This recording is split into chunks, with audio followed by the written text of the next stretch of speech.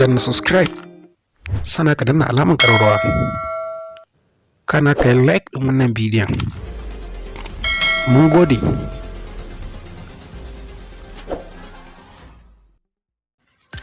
Assalamu alaikum wa rahmatullah.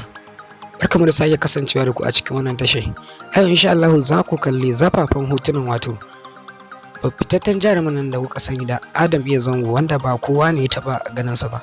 Sai ku bi bidiyon nan tun daga farko har ƙarshe. Kana ku danna alamar subscribe, kana ku danna mana ƙararrawa, kuma ku like ɗin wannan bidiyon.